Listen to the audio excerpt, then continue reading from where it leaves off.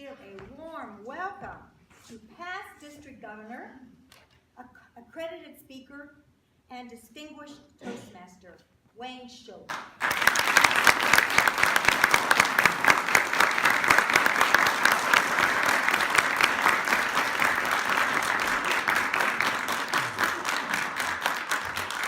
Well, good morning, everyone. Good morning. Good morning. Good morning. I just have one question for you this morning.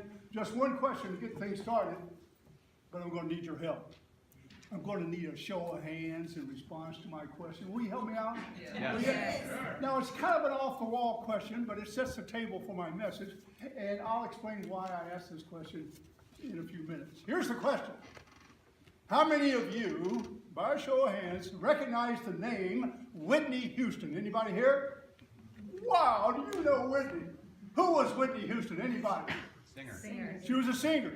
She was an actress too, but she was mainly known for her singing. In fact, there was a time you couldn't hardly pick up a cassette tape, a CD, or turn on MTV without hearing and or seeing Whitney Houston.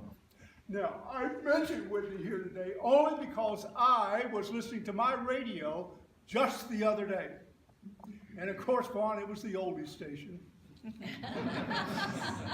get it, Wayne. As I was listening to that radio, one of Whitney's songs came on the air, and this was a gorgeous song, beautiful song. And in this particular song, there was an incredible lyric.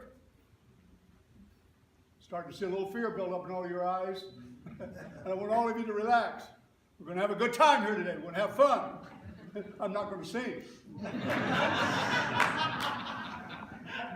And some of you, I'm not going to sing because I can't, but I can recite. And Whitney's lyric went like this. Now, don't miss this. This is important. Whitney said, "It's funny how life just falls into place somehow.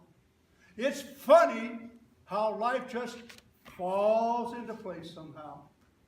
And as I listened to Whitney sing that beautiful song and I heard that incredible lyric, I thought, is that really true? Does our life just fall into place somehow? Or is there something we could do that would direct the outcome of our lives? Is there something we could do that would enhance our chance in life? Well, Mr. Director, ladies and gentlemen, I intend to make the point here this morning. I intend to make the point that yes, there is something we can do that will direct the outcome of our lives. There is something we can do that will enhance our chance.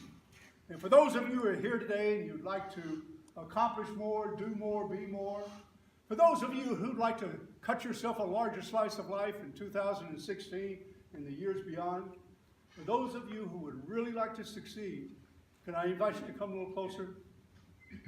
Would you come a little closer and hear the beautiful truth? And the truth is this. I happen to know what prevents you from becoming a better leader, a better manager, a better speaker, a better lover, a better teacher, a better parent, a better salesperson, a better secretary, a better club officer, a better district officer.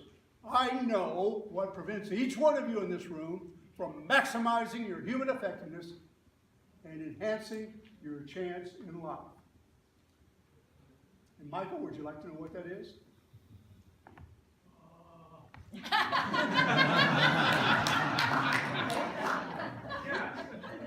Well, I'm fixing to tell you. I'm fixing to tell you. Here it comes. It's the way that you talk to yourself. The way that you talk to yourself. Now, just out of curiosity, how many of you actually do talk to yourselves? Can I see your hands? All right. Quite a few hands went up, and I appreciate that. But I couldn't help but to notice that some of you didn't raise your hand. And I know what you were thinking. Those of you who did not raise your hand, you were sitting there thinking, no, I don't believe I talk to myself. Oh, yes, you do. You do, I do, we all do. We talk to ourselves every waking minute of every waking hour, and it's the way that we talk to ourselves that will direct the outcome of our lives. And you and I have a chance right here today, starting today, to enhance our chance in life if we'll just change the way that we talk to ourselves. And you know how we should be talking to ourselves? Why, we should be getting up each morning, putting our feet on the floor, running to the window, looking outside and saying, "Good morning, God. But you know how most people talk to themselves? They drag themselves out of bed. They drag themselves to the window. They glance outside and they say, oh, good God, it's morning. We need to change the way that we talk to ourselves. I had a similar experience with my son, Wayne Jr. Back when he played baseball in high school. I'll never forget it. Wayne Jr. came to me one morning. He said, Dad, we have one of our most important games today, and I sure hope you don't come to see me play because I'm just going to mess up. I amended the actual language. But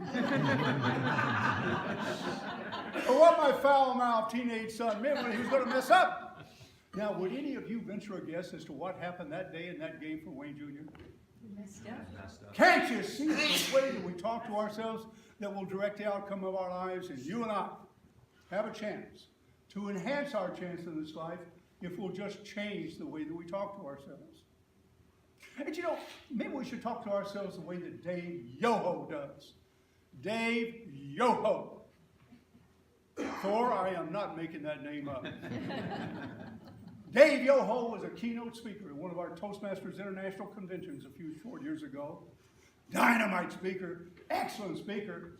He was a huge success as a professional motivational speaker, but he told that listening audience, about 2,000 Toastmasters and guests, he told us that every morning that he would get up while standing in front of the mirror shaving, he would repeat these words over and over again. Here's how successful Dave Yoho would talk to himself. He'd look into the mirror and he'd say, you are a unique and precious being, created by God for very special purposes. I am ever doing the best that I can. This day belongs to me, and no one can take it away. And God has sent me on this journey, and he will care for me until its end. Isn't that a tremendous affirmation? Isn't that the way that we should be talking to ourselves? You know, Brenda, I had all this brought back to me very vividly back when I served as district governor. Now, it seems like just a few short years ago that I served as your governor, but if I had to be real honest, I'd have to tell you it's been well over 25 years. But even though it's been a lot of years, I can still remember so well that after I was elected to serve as district governor, I soon found out that one of the most important jobs, one of the most important responsibilities of any district governor is to travel around the district and to motivate and to encourage Toastmasters to grow and to build and to expand. You see, I learned when I was first elected to serve as district governor that it's more important to talk to yourself positively instead of negatively. And so when I was elected to serve as district governor, I could be oftentimes heard traveling around the district saying, if you want to become a better leader, if you want to become a better manager, if you want to become a better speaker, then all you got to do is just join Toastmasters. All you got to do. Well, Jamuna, I don't say that anymore.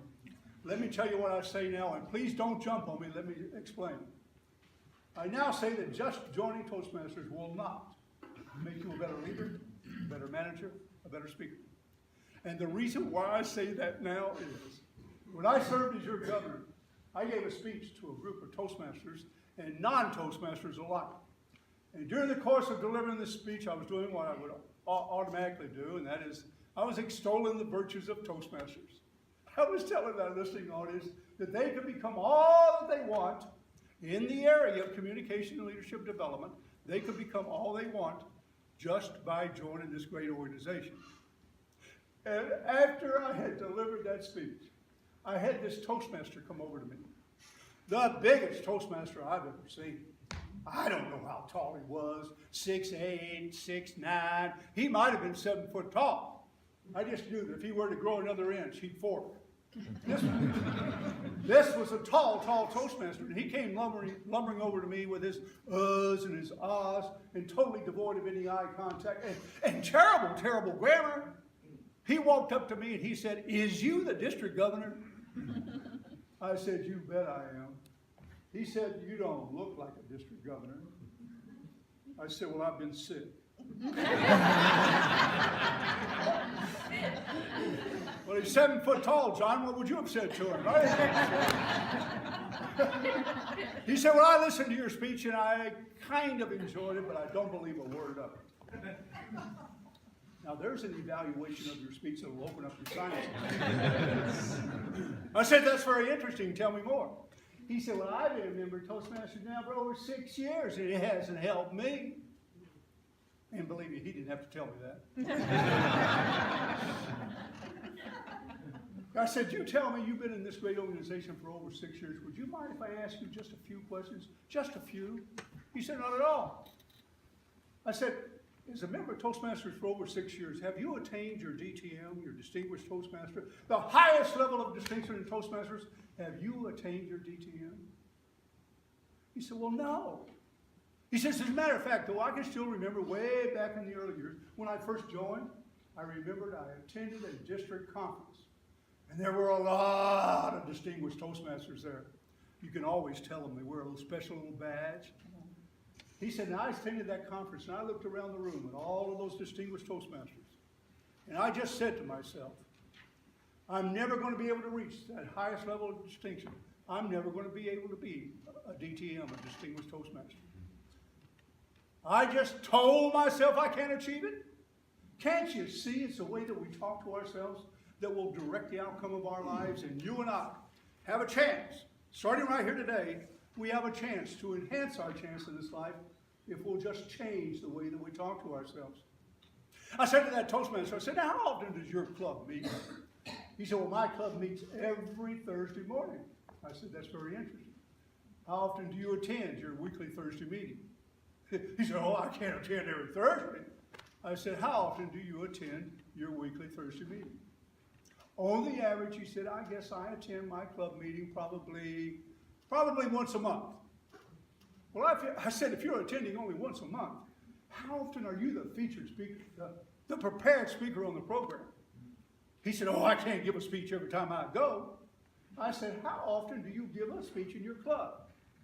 And this is a true story. I'm relating it to you exactly the way it happened. He said, I guess I give a speech in my club probably once or twice a year. I said, well, if you're only speaking once or twice a year, have you completed any of your manuals? He said, my what?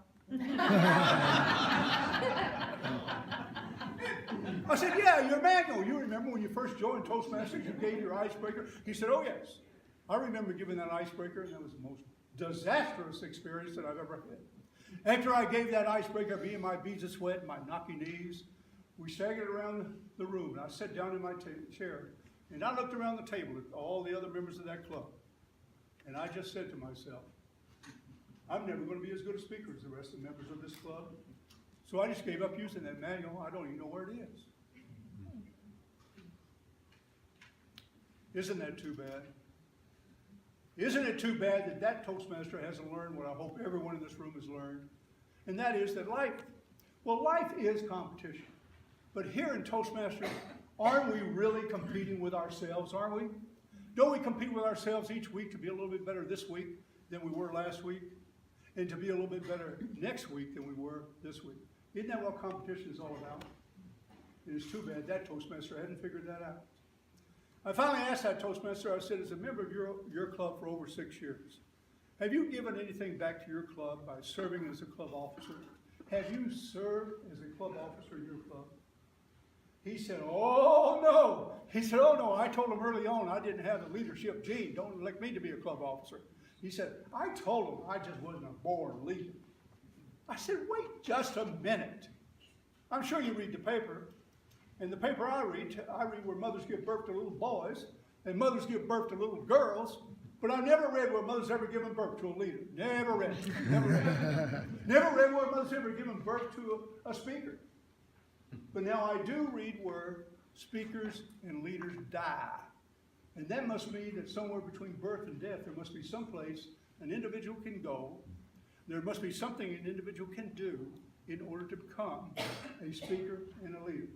And ladies and gentlemen, isn't that the great organization of Toastmasters? Isn't it? Mm-hmm. And it's too bad that Toastmaster hadn't realized it. Well, let's review. What was I talking to that day after I gave that speech? Or for all you grammarians in the room, maybe I should rephrase that.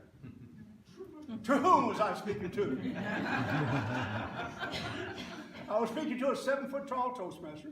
Toastmaster been in the organization for over 6 years. Toastmaster doesn't attend his club meetings very often. Toastmaster doesn't speak very often. Toastmaster hadn't completed any manuals. A Toastmaster hadn't given anything back to his club by serving as an officer.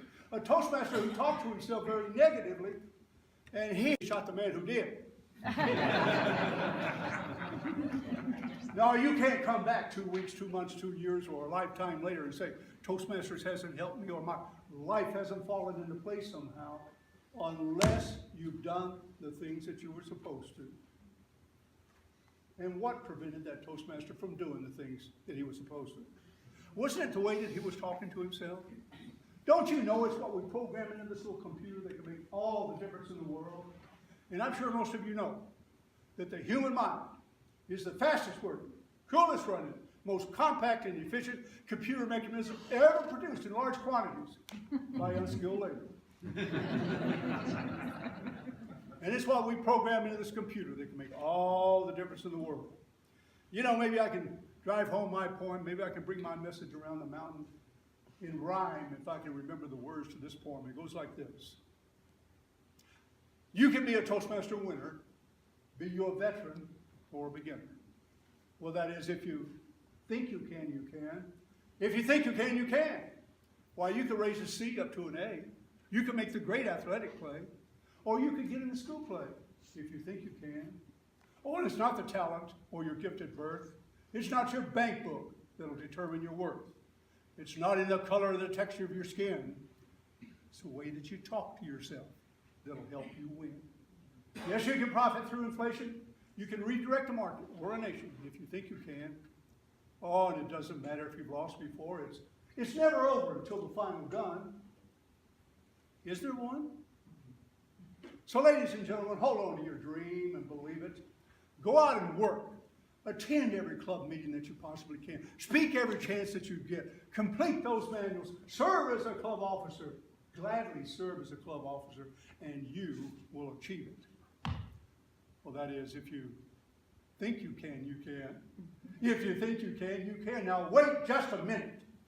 Wait just a minute. You and I may agree with Whitney Houston when she says our life just falls into place somehow.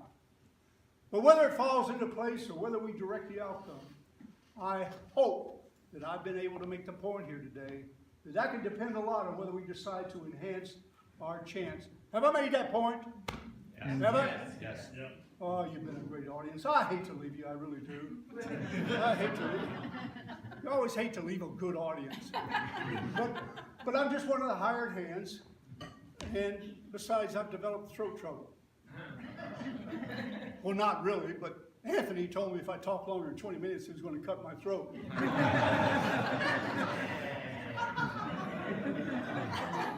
But for being such a great audience, let me close by extending this wish to all of you, and I mean it from the bottom of my heart. Here's my closing wish, and then I'm done.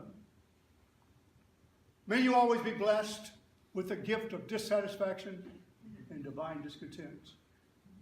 May you have an unquenchable thirst for knowledge and an appetite for self-improvement that knows no satisfaction. May you always consider life as your greatest gift, and your membership in Toastmasters is one of your finest investments. May you always think your best, live your noblest, and love your fullest. May the hinges of friendship never rust, and may the wings of love never lose a feather.